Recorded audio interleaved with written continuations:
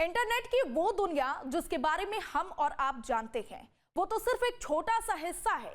असली खेल तो उस अंधेरी गहराई में चल रहा है जिसे डार्क वेब कहते हैं। उत्तर प्रदेश एटीएस के हत्थे चढ़े आईएसआईएस एजेंट हारिस ने इसी डार्क वेब का इस्तेमाल करके सुरक्षा एजेंसियों की नींद उड़ा दी है। आखिर क्या है ये डार्क वेब और कैसे ये आतंकियों का सुरक्षित किला बन गया है, इस रिपोर्ट में देखिए।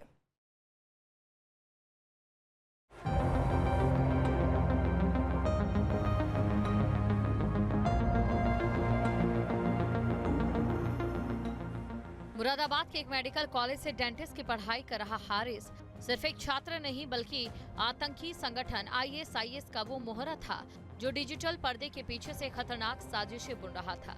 एटीएस ने उसे गिरफ्तार तो कर लिया, लेकिन उसके भेजे गए संदेशों तक पहुंचना अब भी एक बड़ी चुनौती बना है। मुरादाबाद से गिरफ्तार आईएस आतंकी हारिस को लेकर लगातार सनसनीखेज और चौंकाने वाले खुलासे हो रहे हैं।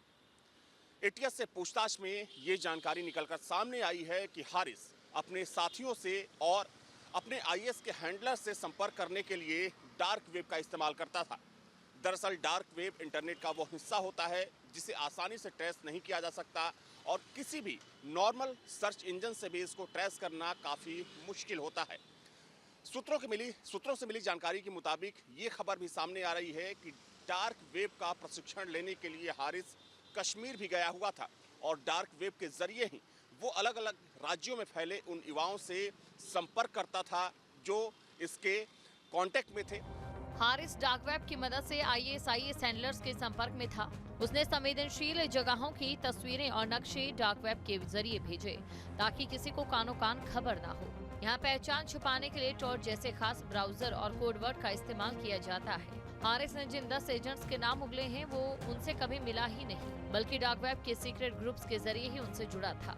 हारिस ने न सिर्फ उत्तर प्रदेश बल्कि यूपी के अलावा कई राज्यों में भी अपना नेटवर्क फैला रखा था, जिसमें अगर हम बात करें बिहार, पंजाब, दिल्ली समेत कई राज्यों के नाम सामने आ रहे हैं। हालांकि ये बात भी सामने आई कि हारिस के 10 ऐसे सहयोगी थे जिनसे हारिस लगातार संपर्क में बना हुआ था और सबसे महत्वपूर्ण बात यह है कि ये दिन में एक दूसरे से बातचीत नहीं करते थे बल्कि रात में इंटरनेट के माध्यम से ये एक दूसरे से संपर्क करते थे।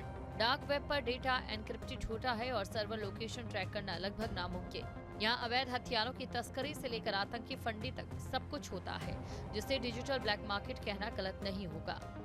1.5 साल पहले कश्मीर में ट्रेनिंग लेने वाले हारिस एटीएस की रिमांड पर आने के बाद लगातार खुलासे कर रहे हैं। साइबर एक्सपर्ट्स की टीम दिन रात उसके डार्क वेब के राज खोलने में जुटी है। सवाल ये है कि क्या तकनीक इस जाल को तोड़कर एटीएस उन संदेशों को रिकवर कर पाएगी जिनमें छिपे हो सकते हैं आने वाले बड़े खतरों के संकेत। डार्क वेब की ये भूल भुलैया सुरक्षा एजेंसियों के लिए एक नया और जटिल सिरदर्द बन गई है। हारिस की गिरफ्तारी सिर्फ शुरुआत है। असली चुनौती उस डिजिटल अंधेरे को मिटाने की है जहां आतंक की नई इबारत लिखी जा रही है। Team news state. आपके मोबाइल पर तुरंत आएगी ब्रेकिंग न्यूज। स्क्रीन पर सबसे पहले दिखेगी बड़ी खबर। देश दुनिया की हर खबर एक जगह। अब आपके मोबाइल पर तुरंत फटाफट इंस्टॉल कीजिए न्यूज़ नेशन ऐप और रखिए खुद को अपडेट।